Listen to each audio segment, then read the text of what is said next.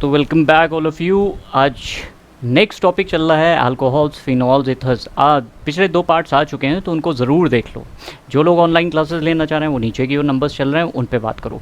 अच्छा, अगर वीडियोस देख रहे हो तो एक चीज़ और ध्यान रखो कि अल्कोहल्स, फिनॉल्स आसान है भाई, उसके कंसेप्चुअली तो करने हैं, कंसेप्चुअल है, उसकी केमिकल रिएक्शंस। तो आज जो टॉपिक देखने जा रहे हो वो तुम्हारे लिए बेइंतहा हेल्पफुल है।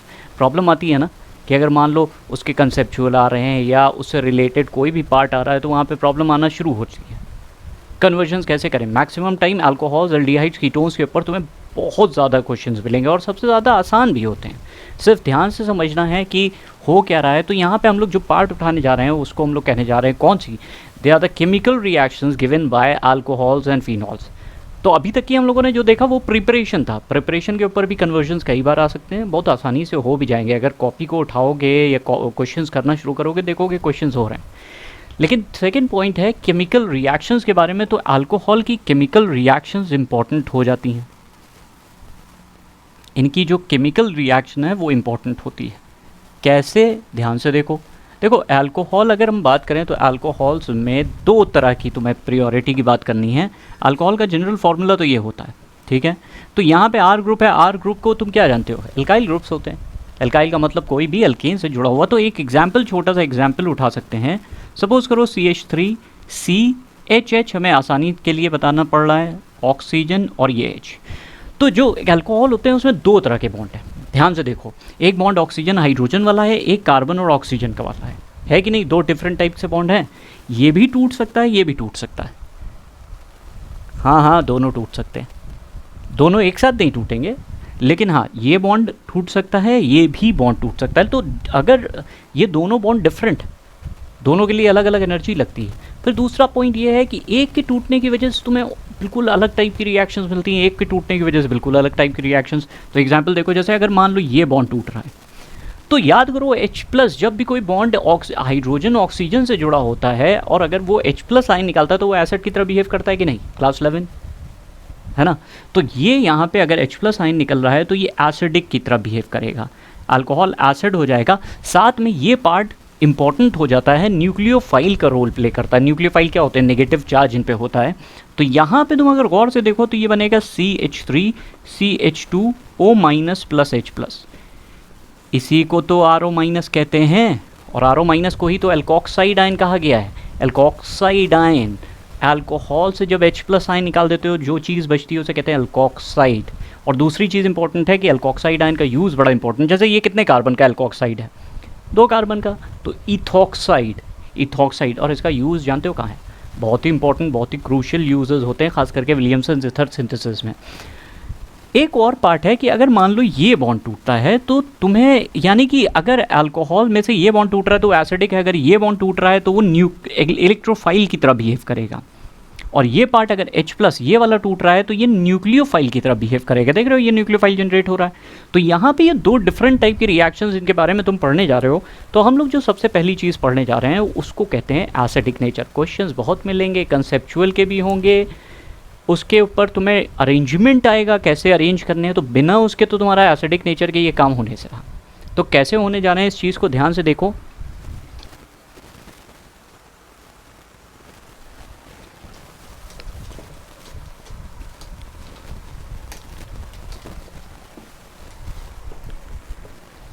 तो देखो, अब एसिडिक नेचर अगर मान लो हम लोगों से बड़ा इंपॉर्टेंट पार्ट होता है। अब यहाँ तुम्हारे पास क्लास 11th का कुछ कंसेप्ट चलने जा रहा है। याद करो, कोई भी एसिड अगर होता है, जैसे मान लो हम लोगों ने कहा कि भाई अल्कोहल एसिड है, हमें ये जनरेट करना है कि ये CH3 CH2OH ये हमारे पास क्या है, एसिड है। तो अगर कोई चीज़ एसिड है तो बताओ उसको कैसे पहचानोगे, कैसी देख के पहचान लोगे कि तुम्हारे सामने 2 बॉटल्स रखी हैं तो पहचान लोगे? अरे नहीं पहचान सकते। इसके लिए एक टेस्ट होता है। कोई भी अगर अल्कोहल है उसको मेटल, एक्टिव मेटल, जैसे सोडियम हो गया, तुम्हारे पास एल्युमिनियम हो गया, मैग्नीशियम हो गया, अगर उनके साथ ट्रीट करोगे तो हमेशा याद रखना क्या चीज़ होगी, हाइड्रोजन गैस की एफरवेंसेस बनेंगी, ये तुम्हें गैस बन के उड़ेगी और साथ में तुम्हें मिल जाएगा सॉल्ट, इसका सॉल्ट। तो यहाँ पे ध्यान रखो, याद करो एसिड बेस रिएक्शन होती है ना, CH3 CH2ONA, ये मिला सॉल्ट। तो कितना आसान है। एक एग्जांपल और ले लो, मान लो हमने एक बहुत मशहूर एक एग्जांपल होता है, ये देखो ध्यान से, इसका यूज़ भी आगे चल के हायर क्लासेस में तुम देखोगे। ये अल्कोहल, इसमें कितने ग्रुप दिख रहे हैं, कितने कार्बन है, 3 है, इसलिए टर्शरी 3 कार्बन है, ब्यूटाइल तो होना ही है। साथ में एक कार्बन है जिसके 3 कनेक्शन दिख रहे हैं, टर्शरी ब्यूटाइल अल्कोहल। इसको ज़रा एल्युमिनियम के साथ ट्रीट करो, तुम्हें पता है एल्युमिनियम के ऊपर ऑक्सीडेशन स्टेट जो आती है वो आती है +3 की। तो यहाँ से अगर H+ आयन निकल जाएगा तो एक नेगेटिव चार्ज, यानी कि 3 ऐसे मॉलिक्यूल्स चाहिए होंगे। एल्युमिनियम टर्ट ब्यूटॉक्साइड इसे कहेंगे, टर्ट ब्यूटॉक्साइड इसे कहते हैं। तो यहाँ पे ये CH3 CH3 CH3 कितने इसके चाहिए, इस पे एक नेगेटिव चार्ज होता है, एल्युमिनियम पे 3, इसका मतलब इसके 3। एल्युमिनियम टर्ट ब्यूटॉक्साइड इंपॉर्टेंट है, याद रखना, पूछा हुआ क्वेश्चन है, एल्युमिनियम टर्ट ब्यूटॉक्साइड। तो ये 2 चीज़ें ज़रूर ध्यान रखो, इंपॉर्टेंट हैं। अब सवाल ये उठता है, अच्छा एक चीज़ और याद रखना, अपने जूनियर्स को ज़रूर बता देना कि 9th और 10th और जितने भी तुम्हारे भाई बहन हैं, रिलेटिव्स हैं, उनको भी ज़रूर बता देना। क्लास 9 से लेके 12 तक की यहाँ पे पार्ट तो मिल ही रहा है, नीट और जेईई की। जिनको ऑनलाइन कोचिंग लेनी है वो ले सकते हैं। अच्छा हाँ, कॉन्फिडेंस के लिए भी एक पार्ट, एक चैनल और है, तो मैं नीचे लिंक दिए दे रहा हूँ, ज़िंदगी अच्छी, ज़रूर देखो। कॉन्फिडेंस के लिए है, पर्सनालिटी डेवलपमेंट के लिए है, डिप्रेशन एंग्जाइटी वगैरह के लिए है, तो बड़ा ग्रेट होगा तुम लोगों के लिए। एक क्वेश्चन मेरे सामने आया, अब तुम इसको बताओ। ये तुम्हारे पास एक पार्ट है जिसे हम लोग कहते हैं फिनॉल। ये एसिड है या बेस है? पहला क्वेश्चन तुम लोगों से अगर वाइवा होता है तो तुम्हारा सबसे पहला क्वेश्चन फिनॉल एसिड है या बेस है। क्योंकि अगर देखो तो ये किसकी तरह दिख रहा है, NaOH की तरह। तो ज़्यादातर लोग इसे क्या समझते हैं, बेस है। गलत, बेस नहीं है ये।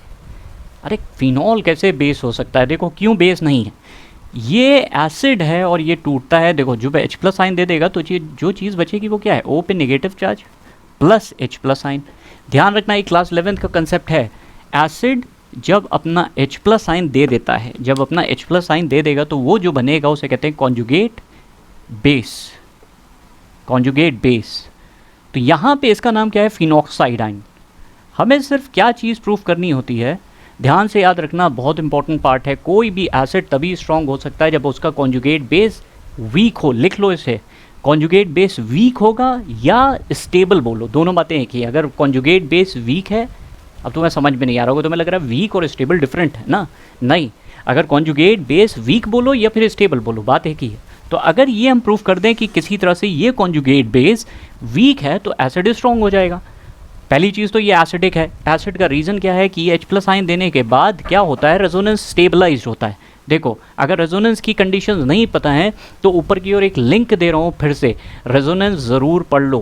बेंजीन से रिलेटेड जितनी रिएक्शंस हैं आसान हो जाएंगी। वैसे भी आने वाले टाइम पे भी रिएक्शंस देखोगे प्रॉब्लम होगी, तो पहले क्या करो, ऊपर रेजोनेंस की रिएक्शंस दी हैं वो कर लो। तो यहाँ से रेजोनेंस में ये पार्टिसिपेट कर जाता है, ये नेगेटिव चार्ज, यहाँ पे इलेक्ट्रॉन्स के मूवमेंट इस तरह से होना शुरू हो जाता है। तो फिनॉक्साइड आयन एसिडिक होता है because of resonance, point number 1। Point number 2, तुम ये भी कह सकते हो इसके कॉन्जुगेट पेज के तुम्हें स्ट्रक्चर्स बनाने पड़ेंगे। अगर फिनॉल के स्ट्रक्चर्स देखो तो हम एक साथ बना देते हैं। ये तुम्हारे पास फिनॉल का स्ट्रक्चर है और इसमें कई स्ट्रक्चर्स तुम्हारे पास आएंगे। तुम्हें पता है ऑक्सीजन पे लोन पेयर्स होते हैं, ये तुम लोगों ने क्लास 11th में पढ़ा होगा। ये बॉन्ड यहाँ, तो अब प्रॉब्लम आ रही होगी, सर ये तो हमें आता नहीं। हाँ बिल्कुल नहीं आएगा, इसके लिए तुम्हें थोड़ी सी प्रैक्टिस करनी पड़ेगी, और जब प्रैक्टिस हो जाएगी तो तुम पाओगे कि ये चीज़ें दिखने में जितनी आसान टफ लग रही ना, उतनी होती नहीं है। ये तो बहुत आसान सी रिएक्शंस हैं, बस थोड़ा सा मूवमेंट कराना पड़ता है और ये तुम्हारे पास बन के निकल आता है। कितना आसान है। अब तुम्हें यहाँ पे एक और पार्ट समझ लो कि ये बॉन्ड यहाँ आ गया नेगेटिव चार्ज, तो इस तरह से करते करते यहाँ पे तुम बॉन्ड शिफ्ट कराओगे तो अगला स्ट्रक्चर जो बनेगा, ओवरऑल देखो तो यहाँ स्ट्रक्चर्स जो बन रहे हैं, ये नेगेटिव चार्ज आया, ये ऑक्सीजन पे पॉजिटिव चार्ज, और पॉजिटिव चार्ज को न्यूट्रलाइज करने के लिए बॉन्ड यहाँ से आया, ये बॉन्ड यहाँ। तो अगला स्ट्रक्चर जो बना वो सिंपल सा है, वो एक स्ट्रक्चर ये बन रहा है। तो यहाँ पे एक स्ट्रक्चर तो हम लोगों ने ये बना दिया। एक स्ट्रक्चर और देखो फिनॉक्साइड आयन का, हालांकि ये इंपॉर्टेंट है, ध्यान रखना अगर 3 नंबर के क्वेश्चंस आ रहे हैं तो उसमें ये चीज़ पूछी जाती है। फिनॉक्साइड आयन का ये हम लोग रेजोनेटिंग स्ट्रक्चर बना रहे हैं। तो देखो ये नेगेटिव चार्ज उतरेगा यहाँ पे, ये बॉन्ड यहाँ, तो मुश्किल हो रही होगी ज़रूर, तो घबराने का नहीं। तुम्हें क्या करना है, सिर्फ एक काम कर लो कि जो हमने बताया कि कैसे रेजोनेटिंग स्ट्रक्चर क्लास 11th का पार्ट है, अगर वो क्लियर हो जाएगा तो इस चीज़ में क्लैरिटी आ जाएगी बहुत अच्छी। तो यहाँ पे ये बॉन्ड आया, यहाँ पे ऑलरेडी ऑक्सीजन है, ये बॉन्ड इधर शिफ्ट होगा, यहाँ डबल बॉन्ड है, ये शिफ्ट हो जाएगा। यहाँ पे स्ट्रक्चर आते आते तो कई बार तुम्हें 3 नंबर का क्वेश्चन आता है तो तुम्हें इसी तरह से जवाब देना पड़ेगा, तुम उस वक्त चेंज नहीं कर सकते। तुम्हें सिर्फ इतना सा प्रूफ करना है phenoxide ion is stable, phenoxide ion is stable. और स्टेबिलिटी का रीज़न तुम्हें हम दिखा देते हैं। स्टेबिलिटी का रीज़न देखो, यहाँ पे 3 स्ट्रक्चर्स ऐसे हैं फिनॉल में 3 स्ट्रक्चर्स है, 1 2 3। 3 पे ऑक्सीजन पे पॉजिटिव चार्ज है। अब बताओ इलेक्ट्रोनेगेटिव एलिमेंट पे कभी पॉजिटिव चार्ज आता है क्या? इससे अनस्टेबल हो जाता है। तो 3 स्ट्रक्चर्स तो अनस्टेबल है। अब तुम कह सकते हो नीचे वाले में फिर क्या खासियत आई है? नीचे वाले में ये फ़ायदा मिल रहा है कि 3 स्ट्रक्चर्स हैं, ऊपर वाले में 3 स्ट्रक्चर्स में ऑक्सीजन पॉजिटिव चार्ज है, जबकि नीचे वाले में न्यूट्रल। तो कंपैरेटिवली इससे ज़्यादा स्टेबल ये हो गया। तो एक तो तरीका, 2 तरीके हो गए। रेजोनेंस स्टेबलाइजेशन कैसे, तुम्हें अगर 3 नंबर का क्वेश्चन आए तो तुम्हें स्ट्रक्चर्स बनाने हैं। स्ट्रक्चर्स की प्रैक्टिस के लिए ऊपर लिंक दिया हुआ है, उस पर जाके प्रैक्टिस करो। तो ये यहाँ से प्रूव हुआ कि हमारे पास फिनॉल क्या है, एसिडिक है। अब बताओ अगर कोई चीज़ एसिडिक है तो वो किसके साथ रिएक्ट करेगी, कौन सी चीज़ के साथ रिएक्ट करेगी? ये प्रूव होना कि फिनॉल हमारा एसिड है कैसे पता चला? हमने इन स्ट्रक्चर्स के थ्रू ये पहचाना कि कॉन्जुगेट बेस फिनॉक्साइड आयन ज़्यादा स्टेबल आ रहा है। क्यों? क्योंकि उसमें ऑक्सीजन, 3 ऑक्सीजन के ऊपर न्यूट्रल चार्ज है, जबकि तुम फिनॉल के स्ट्रक्चर्स पे क्या देख रहे हो, वहाँ पे पॉजिटिव चार्ज आ रहा है। अब ये बताओ कोई चीज़ अगर एसिड है तो उसके ट्रीटमेंट किसके साथ करोगे? हाँ बिल्कुल सही, अगर कोई एसिड है यानी कि फिनॉल अगर एसिड है तो इसको ट्रीट करा दो सोडियम हाइड्रोक्साइड के साथ। और ये देखो यहाँ पे रिएक्शन सोडियम फिनॉक्साइड आयन बन गया। और इस रिएक्शन का यूज़ इसलिए इंपॉर्टेंट है, अभी आगे चल के तुम्हें पढ़नी है। रीमर टीमन रिएक्शंस होती हैं, कोल्बेज रिएक्शन है, वहाँ पे इन सब चीज़ों का यूज़ बहुत इंपॉर्टेंट है। तो ये तुम्हारे पास एक तरीका हो गया। फिर ये भी पता है कि ये एसिड है तो सोडियम मेटल के साथ रिएक्ट करके भी ये सॉल्ट बनाएगा। तो सॉल्ट बनाने के लिए बताया एसिड नेचर होना ज़रूरी है।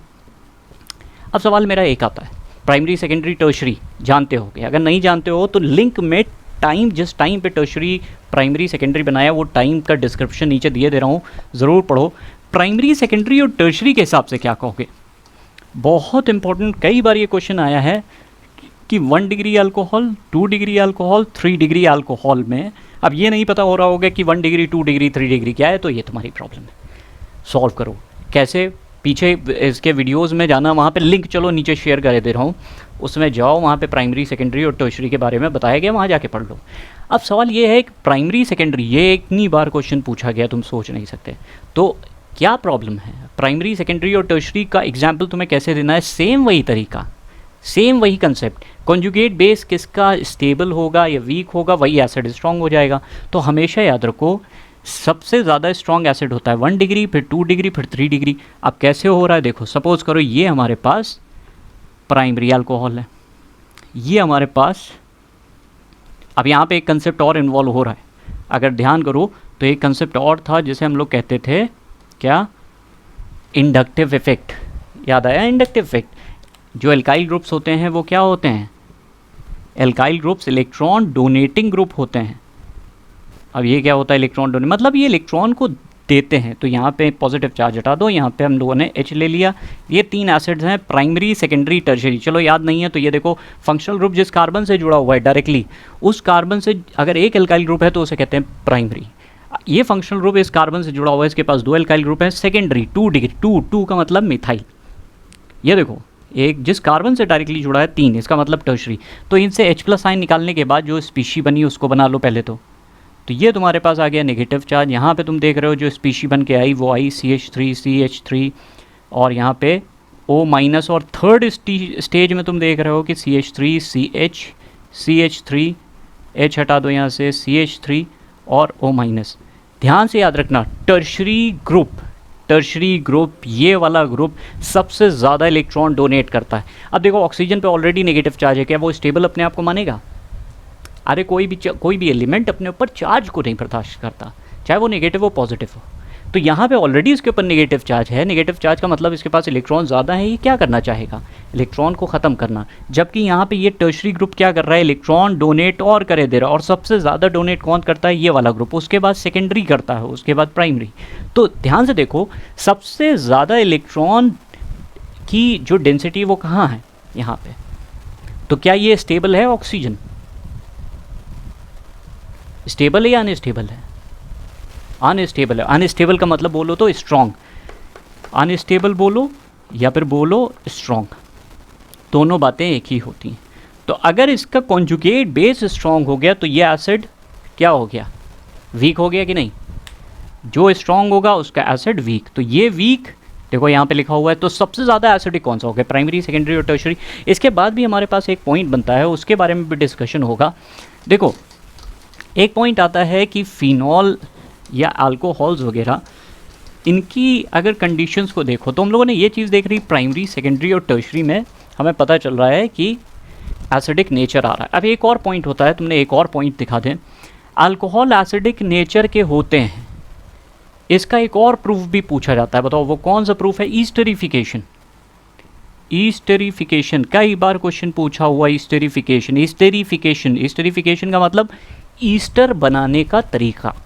कैसे बनेगा ईस्टर, पता होगा, ये बहुत क्लास 11 से ये सब चीज़ें चल रही। कोई भी एसिड ले लो, ओइक एसिड ले लिया, अल्कोहल को हम इस तरह से लिखे दे रहे हैं अपनी आसानी के लिए ROH। यहाँ से बड़ा इंपॉर्टेंट क्वेश्चन, इससे दो बनते हैं। ये इक्विलिब्रियम पे रिएक्शन होती है, एसिडिक कंडीशन लेकर चलते हैं। तो बाकी इस चीज़ को निकाल दो, वाटर निकल गया, बची क्या चीज़, R, इसी को तो ईस्टर कहा जाता है। साथ में क्या निकल रहा है, वाटर। अब ध्यान सुनो, इसमें कई तरह के क्वेश्चन पूछे गए।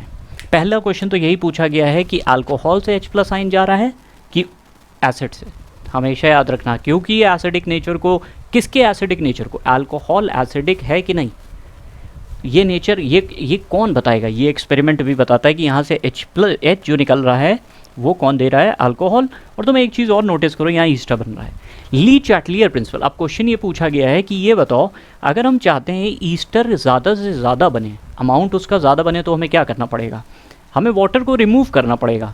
क्यों, क्योंकि ली चैटलियर प्रिंसिपल, याद करो क्लास 11th में कहीं ना कहीं इक्विलिब्रियम के एक टॉपिक में ली चैटलियर प्रिंसिपल आया था, जो कहता था कि अगर इक्विलिब्रियम को डिस्टर्ब कर रहे हो तो वो डिस्टर्बेंस इस तरह से अपने आप को शिफ्ट करता है ताकि वो डिस्टर्बेंस ख़त्म हो। अगर हम वाटर को यहाँ से निकाल लेंगे तो इक्विलिब्रियम को लगेगा कि भाई वाटर की कमी हुई, और वाटर बन किस डायरेक्शन में रहा है, राइट साइड, इसलिए फॉरवर्ड डायरेक्शन में रिएक्शन चली जाएगी। तो ये दो चीज़ें पूछी जाती हैं। एक और तरीका है, एसिड के कुछ डेरिवेटिव्स होते हैं, जैसे मान लो RC+O हेलोजन Cl ले लेते हैं, ठीक है। इसका अगर ट्रीटमेंट हम करवा दें अल्कोहल के साथ, तो यहाँ पे बड़ी इंटरेस्टिंग सी चीज़ होती है। देखो यहाँ से HCl निकल रहा है, तो HCl क्या होता है, एसिडिक होता है। उसको न्यूट्रलाइज करने के लिए हमें कोई ना कोई बेस को यूज़ करना पड़ेगा। तो यहाँ पे पिरिडीन बेस यूज़ होता है, पिरिडीन यूज़ कर सकते हैं। तो ये, लेकिन ये जो ऑयल हैलाइड है ये एसिड का ही डेरिवेटिव है। तो हमारे पास आ गया RC+O, यहाँ पे आ गया OR और साथ में HCl, जिसको न्यूट्रलाइज कर देगा पिरिडीन। तो ये भी एक रिएक्शन इंपॉर्टेंट है। तीसरा तरीका है कि अल्कोहल एसिडिक होते हैं। ये एक और एग्जाम्पल बहुत ही इंपॉर्टेंट है, तुमने सुना होगा, और इस रिएक्शन को नाम दिया जाता है एस्पिरिन। सुना है ना, एस्पिरिन।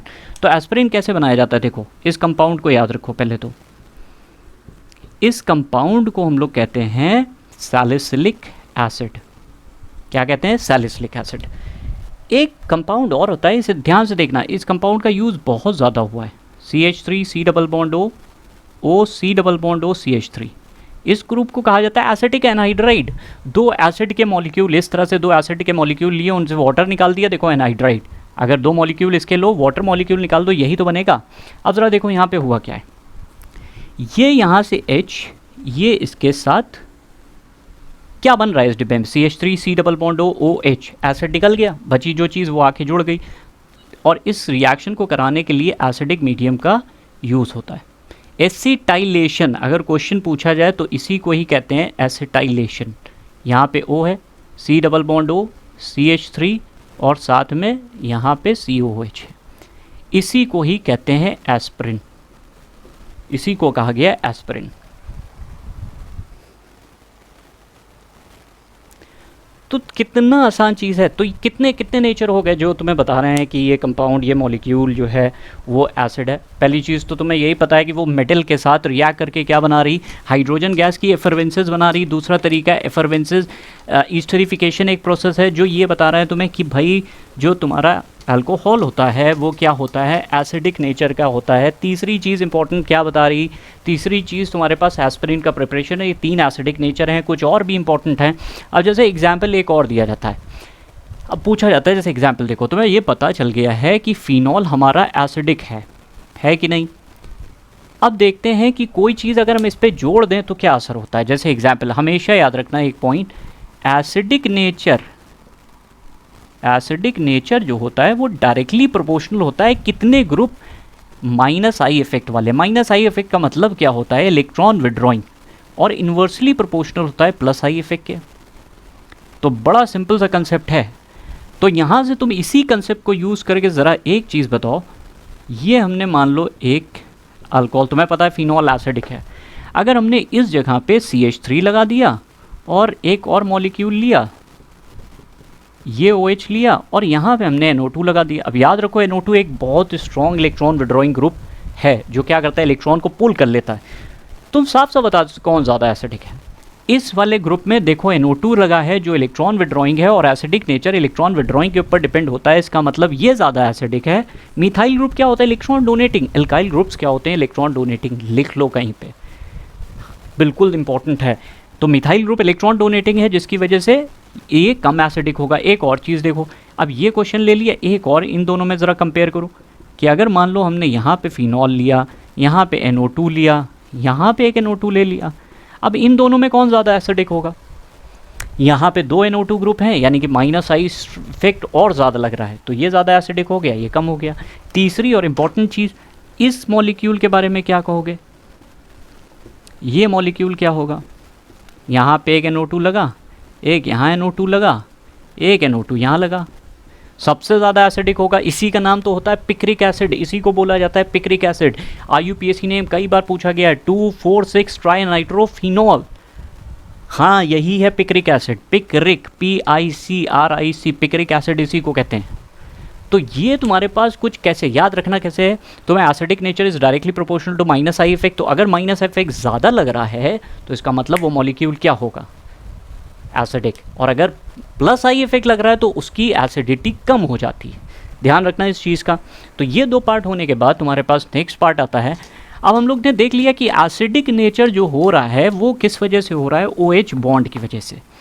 क्या होगा अगर इस बॉन्ड की अब हम बात करें तो RCOH, ये इस तरह का है। अब हम इसकी बात करें तो ऑलरेडी इसके बारे में तुम लोगों ने बात कर रखी है, अब तुम्हें दिमाग में नहीं आएगा, ज़रा सोचो। हेलो एल्केन्स की जो रिएक्शंस थी, SOCl2 वाली, हेलोजिनेटिंग एजेंट्स वाली, ल्यूकस टेस्ट वाली, वो सब कौन सी रिएक्शन है, इस बॉन्ड की टूटने वाली। जब ये बॉन्ड टूटता है तो कार्बोकटाइन बनने के चांसेस होते हैं, इसीलिए तो अगर ये बॉन्ड टूटता है कार्बोकटाइन बनता है। अब बताओ, याद करो, कार्बोकटाइन सबसे ज़्यादा स्टेबल कौन सा था, सबसे ज़्यादा टर्शरी होता है, उसके बाद कौन सा होता है, सेकेंडरी, और उसके बाद प्राइमरी। तो जहाँ जहाँ कार्बोकटाइन की बात आएगी वही मॉलिक्यूल सबसे ज़्यादा स्टेबल माना जाएगा जहाँ टर्शरी कार्बोकटाइन। इसका सबसे बढ़िया सा एग्जाम्पल देखो, डिहाइड्रेशन सुना है, डिहाइड्रेशन किस चीज़ का, डिहाइड्रेशन ऑफ अल्कोहल। गौर से देखो ज़रा यहाँ पे क्या हम लिखने जा रहे हैं, बड़ा इंपॉर्टेंट चीज़ है, ये क्वेश्चन पूछा गया है। कौन आसानी से डिहाइड्रेट हो सकता है, जैसे अभी हम लोग बात कर रहे थे ना कि एसिडिक नेचर किसका ज़्यादा है, तो तुमने कहा प्राइमरी उस सबसे ज़्यादा है, उसके बाद सेकेंडरी, उसके बाद टर्शरी। फिर ये सवाल अब आ रहा है, कौन आसानी से, ईज़ ऑफ डिहाइड्रेशन इसे कहते हैं, ईज़ ऑफ डिहाइड्रेशन। तो तुम्हें ये चेक करना पड़ेगा ईज़ ऑफ डिहाइड्रेशन किसकी ज़्यादा हो रही, कौन आसानी से डिहाइड्रेट हो सकता है। तो तुम्हारे सामने अगर मान लो हमने कहा भाई 1 डिग्री, 2 डिग्री और 3 डिग्री में कौन आसानी से डिहाइड्रेट होता है, 3 डिग्री, क्योंकि डिहाइड्रेशन इस बॉन्ड को इन्वॉल्व करता है, इसका मतलब डिहाइड्रेशन इस बॉन्ड को इन्वॉल्व करता है। तो टर्शरी में जो कार्बोकटाइन बनेगा वो ज़्यादा स्टेबल होगा, इसलिए सबसे ज़्यादा स्टेबल होता है 3 ज़्यादा। देखो अब कैसे, एक एग्जाम्पल देते हैं, तुम्हें ध्यान रखना पड़ेगा। जैसे मान लो एक एग्जाम्पल उठा रहे हैं सिंपल सा, मान लो हमने उठाया CH3 CH2OH। इसको जब हम डिहाइड्रेट का मतलब क्या होता है, वाटर निकालना। देखो अगर हम इसको यूँ लिख दें अपनी आसानी के लिए, OH इस कार्बन पे लिखा है और H यहाँ से एक हटा के इस तरह से लिख दें समझाने के लिए, तो ये देखो ये वाटर निकल गया। यहाँ पे जो रिक्वायरमेंट है वो है कॉन्सेंट्रेटेड H2SO4 की, बहुत स्ट्रॉन्ग डिहाइड्रेटिंग एजेंट होता है। साथ में जो टेम्परेचर की रिक्वायरमेंट है 170 डिग्री, 443 केल्विन के आसपास। अब आगे हम प्रोसीड करें तो ये प्राइमरी, ये 1 डिग्री हो गया। ज़रा 2 डिग्री में देखो क्या हो रहा है, CH3 CH3, यहाँ पे हमारे पास OH लगा हुआ है, ये H, तो यहाँ से OH, यहाँ से H या यहाँ से OH निकल सकता है। तो हमारे पास यहाँ पे अब कंडीशन ज़रा देखो, 85% हम लेकर चल रहे हैं H3PO4, ये भी बड़ा अच्छा डिहाइड्रेटिंग एजेंट होता है। लेकिन टेम्परेचर यहाँ पे नोटिस करो, वहाँ पे हम लेकर चल रहे थे 443 केल्विन, यहाँ पे टेम्परेचर क्या हो गया है, ये 443 लिखा हुआ है केल्विन। ज़रा देखो टेम्परेचर डाउन हुआ है कि बढ़ा है, टेम्परेचर घट गया, इसका मतलब कंडीशंस थोड़ी सी आसान हो गई। तो यहाँ पे बन जाएगा propene, CH3 CH double bond CH3। अब अगर तीसरी कंडीशन देखो तो वहाँ पे हमने टर्शरी ले रखा है, तो अगर टर्शरी लेकर चलोगे तो बताओ ज़रा कौन सा होना चाहिए। यहाँ पे कंडीशन और आसान हो जाएगी, क्योंकि 3 डिग्री का डिहाइड्रेशन इसलिए इम्पॉर्टेंट है, इसमें बनता है कार्बोकटाइन, और सबसे ज़्यादा स्टेबल कार्बोकटाइन 3 डिग्री वाला होता है, इसलिए इसको ज़्यादा मुश्किल नहीं होती। तो यहाँ पे अगर चेक करोगे तो ये लगभग 20% H3PO4 लेकर चल रहे हैं, बहुत ही कम। वहाँ पे 85 लेकर चल रहे हैं, सबसे स्ट्रॉन्ग कॉन्सेंट्रेटेड H2SO4 लेकर चल रहे हैं। यहाँ पे तुम टेम्परेचर अगर चेक करो तो यहाँ पे लगभग 358 केल्विन के आसपास का टेम्परेचर है, और ये बन गया तुम्हारे पास एल्कीन। यहाँ से तुम आसानी से एग्जाम्पल देख सकते हो कि सबसे ज़्यादा स्टेबल जो आसानी से डिहाइड्रेट होता है वो कौन सा, 3 डिग्री, 2 डिग्री और 1 डिग्री। और ऐसा क्यों हुआ, क्योंकि 3 डिग्री वाले में कार्बोकटाइन जो बन रहा है वो सबसे ज़्यादा स्टेबल है, इसलिए आसानी से डिहाइड्रेट हो सकता है। ये पॉइंट समझ में आ गया होगा, इंपॉर्टेंट है। तो अगर इस बॉन्ड की बात हो, ध्यान से अब सुन लो, अगर इस बॉन्ड की बात होती है तो हमेशा 3-2-1 चलता है, 3-2-1। अगर इस बॉन्ड की बात होती है तो कौन सी चीज़ चलती है, 1-2-3, है ना। ये इंटरेस्टिंग चीज़, कुछ आसानी के लिए याद रखो ये सारी चीज़ें बड़ी हेल्पफुल होती हैं। अब ध्यान रखो, एक इससे पहले वाले टॉपिक में ही, अल्कोहल्स में ही हम लोगों ने पढ़ा था हाइड्रेशन ऑफ एल्कीन, उसकी मैकेनिज्म थी बाकायदा, और हमने उसी वक्त बोला था कि इसकी मैकेनिज्म उल्टी, रिवर्स होती है जब हम बनाते हैं क्या, जब भी हम बनाते हैं अल्कोहल से एल्कीन, सेम रिएक्शन होती है, मैकेनिज्म में कोई डिफरेंस नहीं है, बस स्टेप को ध्यान रखना पड़ता है, सिंपल होता है। तो डिहाइड्रेशन ऑफ एल्कीन, अब एक चीज़ और समझने वाली है, जैसे मान लो तुम्हारे पास CH3 CH2OH है, क्या है, इथेनॉल।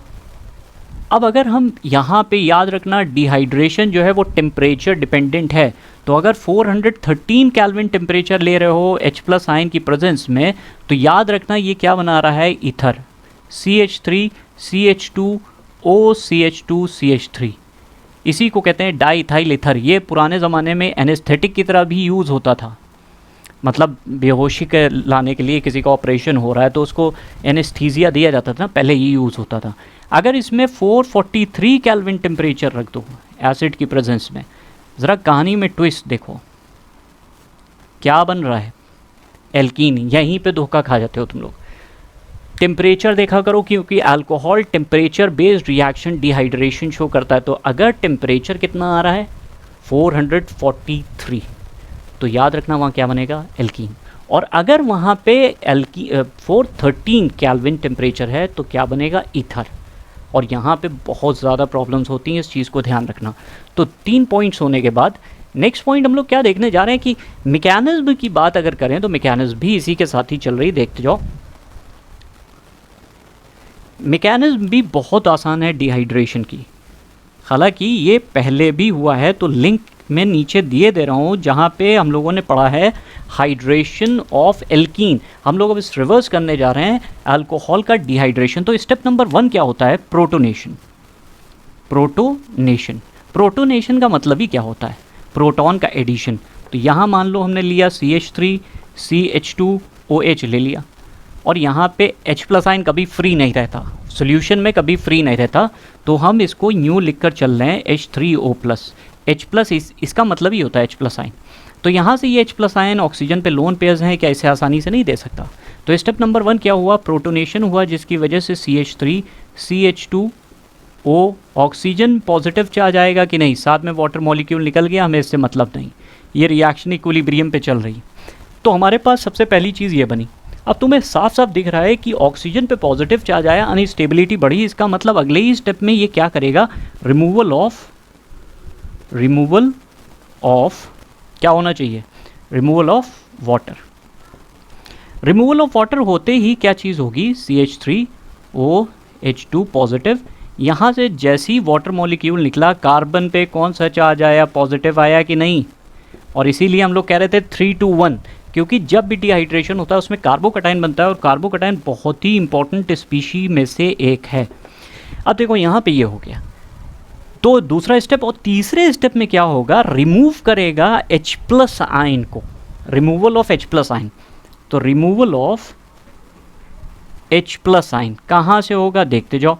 ये देखो यहाँ पे CH2 लिखा है, इसे H लिख सकते हैं अपनी आसानी के लिए, अपनी आसानी के लिए इसे H लिख सकते हैं। और ये हमारे पास पॉजिटिव चार्ज बना हुआ है। वाटर तुम्हें पता है एक बेस और एसिड दोनों की तरह बिहेव करता है। ये वाटर मॉलिक्यूल इससे H+ आयन ले लेगा, एक्सट्रैक्ट करेगा। यहाँ पे कौन सा चार्ज आएगा, नेगेटिव। नेगेटिव और पॉजिटिव मिलके क्या बना देंगे, डबल बॉन्ड। तो CH2 डबल बॉन्ड CH2, कितना सिंपल है। और साथ में क्या चीज़ निकली, H3O+। स्टार्ट किससे हुई थी रिएक्शन, H3O+ से। निकल क्या चीज़ रही है, H3O+। क्या H3, जो मॉलिक्यूल या जो स्पीशी रिएक्शन में यूज़ नहीं होती, शुरुआत करती है, बाद में निकल आती है, उसको नाम क्या देते हैं, कैटलिस्ट। तो ये देखो कैटलिस्ट है। अब ईथर का भी फॉर्मेशन में ये 2 स्टेप कॉमन होते हैं, ये 2 स्टेप कॉमन है, कार्बोकटाइन बनने तक ही कॉमन होता है। और आखिरी स्टेप, तो देखो नेक्स्ट टॉपिक जो हम लोग देखने जा रहे हैं ना, वो टॉपिक ऑक्सीडेशन का है। ध्यान रखना, ऑक्सीडेशन 5 नंबर वाले क्वेश्चन, जैसे the compound with molecular formula C3H6O फलाना फलाना and gives iodoform reaction and this, वो रिएक्शन का मेन पार्ट 5 नंबर के क्वेश्चन का कीवर्ड यहाँ से स्टार्ट होता है, तो ये ध्यान रखना। अच्छा, अल्कोहल के ऑक्सीडेशन में भी कई लोगों को प्रॉब्लम आती है, ऑक्सीडेशन कैसे हो रहा है, ध्यान से इस चीज़ को समझ लो, एक बार में ही क्लियर हो जाएगा। ऑक्सीडेशन देखो, प्राइमरी अल्कोहल का ऑक्सीडेशन इंपॉर्टेंट है। प्राइमरी अल्कोहल, अब ये ना पूछ लेना कि प्राइमरी अल्कोहल क्या होता है। तो प्राइमरी अल्कोहल का अगर ऑक्सीडेशन कराओगे तो याद रखना डिपेंड करता है। प्राइमरी अल्कोहल में डिपेंडेंसी आती है कि ये अगर मान लो बहुत स्ट्रॉन्ग ऑक्सीडाइजिंग एजेंट जैसे KMnO4 हो गया, एसिडिक, बेसिक, न्यूट्रल, मीडियम, इसमें करवाओगे, या फिर K2Cr2O7 ले लो, ये दोनों ही स्ट्रॉन्ग ऑक्सीडाइजिंग एजेंट है। क्या है, K2Cr2O7, KMnO4 strong oxidising agent है, तो लिख लेना ये हो। या फिर chromic oxide in the presence of H2SO4, ये दे दिया जाए। ध्यान रखना उस टाइम पे प्राइमरी अल्कोहल क्या बना देगा, एसिड, ओइक एसिड। हाँ, ये प्रॉब्लम, जैसे एग्जांपल ले लो, मान लो हम लोगों ने लिया CH3 CH2OH और हमने यहाँ पे KMnO4 एसिडिक KMnO4 डाला। अब तुम्हें लगेगा भाई अल्कोहल से कितने कार्बन दिख रहे हैं, 2 कार्बन का, तो 2 कार्बन का ये एसिड बना देगा CH3 C double bond OH, और हाइड्रोलिसिस करवानी पड़ती है H3O+, हाइड्रोलिसिस के बाद ये बन गया। लेकिन अब सवाल ये उठता है कि अगर तुम अल्कोहल, प्राइमरी अल्कोहल से एल्डिहाइड बनाओ तो फिर क्या करना पड़ेगा। ये क्वेश्चंस तो इतने ज़्यादा पूछे गए हैं, तुमने खुद देखे होंगे। अब हमें चाहते हैं जितने कार्बन का अल्कोहल है उतने कार्बन का हमें एल्डिहाइड मिल जाए। तो याद रखना थोड़ा सा कम स्ट्रॉन्ग, मतलब स्ट्रेंथ में थोड़ा सा कम हो, ऑक्सीडाइजिंग एजेंट की रिक्वायरमेंट होती है। जैसे जो क्रोमिक एनहाइड्राइड है CrO3, इसको अगर एनहाइड्रस मीडियम में रखोगे, एनहाइड्रस मीडियम में रखोगे तो ये बना देगा, कितने कार्बन दिख रहे हैं, 2 कार्बन का aldehyde CH3 C double bond OH, aldehyde. Important है, बहुत ज़्यादा इंपॉर्टेंट है। कौन सा एल्डिहाइड, कौन सा रिएजेंट है जो एल्डिहाइड बना के दे देता है, एक तो ये देगा, और दूसरा इससे भी ज़्यादा इंपॉर्टेंट है PCC। इसका नाम होता है पिरीडीनियम क्लोरोक्रोमेट, लिख लेना, पिरीडीनियम क्लोरोक्रोमेट। अगर ये यूज़ होगा तो ये भी जो है क्या बना देगा, जितने कार्बन से यूज़ कराए उतने कार्बन का एल्डिहाइड बना देगा। PCC का सबसे इंपॉर्टेंट काम क्या होता है कि ये अल्कोहल से एल्डिहाइड तो बनाते ही है, लेकिन ये डबल बॉन्ड को भी छोड़ देता है। मतलब अगर एग्जाम्पल तुम्हारे पास ये लिखा है CH3 CH double bond CH CH2OH, अब यहाँ पे देखो ये भी हमारे पास प्राइमरी अल्कोहल है, लेकिन इसको भी अगर तुमने PCC में डाला, पिरीडीनियम क्लोरोक्रोमेट में, तो फ़ायदा क्या मिलता है कि ये डबल बॉन्ड जो देख रहे हो ये ऑक्सीडाइज नहीं होता, क्योंकि स्ट्रॉन्ग ऑक्सीडाइजिंग एजेंट अगर ले लोगे तो ये भी ऑक्सीडाइज हो जाएगा, तो ये बना देगा CH3 CH double bond CH C double bond OH। देखो एल्डिहाइड बना, लेकिन हमारे पास डबल बॉन्ड पे कोई इंपैक्ट नहीं आया। तो प्राइमरी अल्कोहल का ऑक्सीडेशन किससे कराओगे? अगर तुमसे पूछ लिया जाए जितने कार्बन का अल्कोहल है उतने ही कार्बन का एसिड बनता है, उतने ही कार्बन का एल्डिहाइड बनता है। पहली चीज़ ये समझ लो। दूसरा पॉइंट ये आता है, तो सर ये बताइए सेकेंडरी अल्कोहल, ये तो प्राइमरी अल्कोहल है, क्या अलग अलग रिएजेंट यूज़ होंगे? बिल्कुल अलग अलग रिएजेंट यूज़ होते हैं। इंपॉर्टेंट ये टॉपिक है।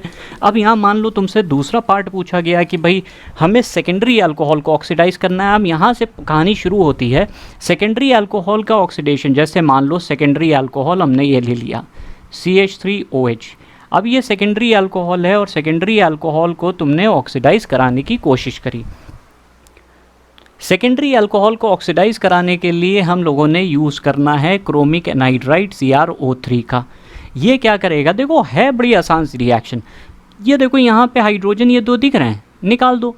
जब निकाल दोगे कोई चीज़ निकलती है तो हमेशा याद रखो बॉन्ड बनता है। तो यहाँ पे क्या बॉन्ड बना? CH3 C double bond O CH3। अच्छा यहाँ पे निकल क्या रहा है? Hydrogen molecule.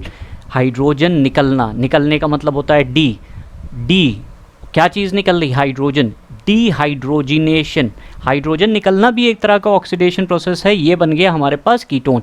तो तुम्हें ये याद रखना है कि 1 डिग्री अल्कोहल हमेशा ऑक्सीडेशन पे क्या देगा? या तो एल्डिहाइड या फिर एसिड। तो ये याद रखो, ये बड़ा इंपॉर्टेंट है, एल्डिहाइड। और अगर 2 डिग्री अल्कोहल का ऑक्सीडेशन कराओगे हमेशा याद रखना बच्चा क्या देगा? कीटोन। अब सवाल यहाँ से खड़ा होता है, ये कीटोन। अब आया 5 नंबर का क्वेश्चन करना, तो तुम्हें समझ में आ जाएगा कि जो कीटोन्स होते हैं इनका ऑक्सीडेशन आसानी से नहीं होता। तो इनके लिए एक वर्ड पहचान है कि अगर वो कंपाउंड कीटोन है तो पहचान सुनो, ketone undergo oxidation in a drastic condition. तो यहाँ पे ड्रास्टिक कंडीशन बहुत ही स्ट्रॉन्ग कंडीशन रखी जाएगी, एसिडिक KMnO4 रखा जाएगा। लेकिन तब भी यहाँ पे प्रॉब्लम क्या आती है कि कभी भी जितने कार्बन लेकर चले उतने कार्बन का एसिड नहीं मिलता, रप्चर होता है बॉन्ड कार्बन कार्बन का। तो ये सेपरेट हो जाएगा, ये 2 कार्बन का एक एसिड बना CH3 C double bond OH, और साथ में एक कार्बन का और एसिड मिला मिथेनोइक एसिड। तो ऐसे क्वेश्चंस में क्वेश्चन किया जाता है compound with molecular formula C3H6O undergo drastic condition. तुरंत तुम्हारे दिमाग में आ जाना चाहिए कि वो कंपाउंड कीटोन है। मॉलिक्यूलर फार्मूला जिस चीज़ को सजेस्ट कर रहा है वो क्या होना चाहिए? कीटोन। और साथ में एक चीज़ और क्लियर हो गई, हमेशा मिक्सचर्स ऑफ एसिड मिलते हैं। कभी जितने कार्बन का तुम लेकर चले उतने कार्बन का एसिड नहीं मिलेगा, हमेशा क्या मिलेगा? Mixture of acid.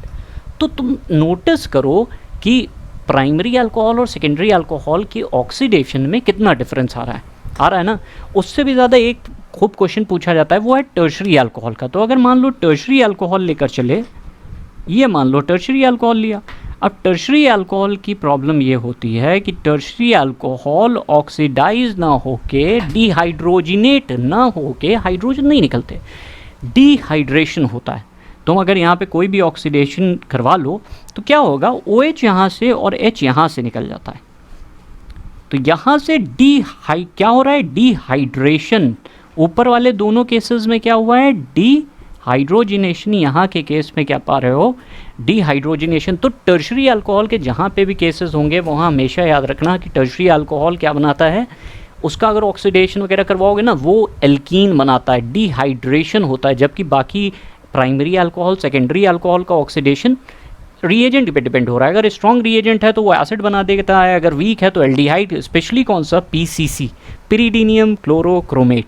अच्छा, ये चीज़ होने के बाद एक और बड़ा इंपॉर्टेंट पार्ट आता है, वो भी ध्यान रखो कि क्या होता है कि एक तरह से और ऑक्सीडेशन करवाया जाता है अल्कोहल का, और ये बड़ा कन्वर्जन में लिए तुम्हारे लिए बड़ा इंपॉर्टेंट है। फिर से प्राइमरी अल्कोहल ले लिया तो प्राइमरी अल्कोहल को हम ऐसे लिख सकते हैं ना, ये OH लिख दिया है, एक और इधर एक H दिखा दिया, इसका H हम यूँ दिखा सकते हैं ना, ये एक H दिखा दिया, एक H ये।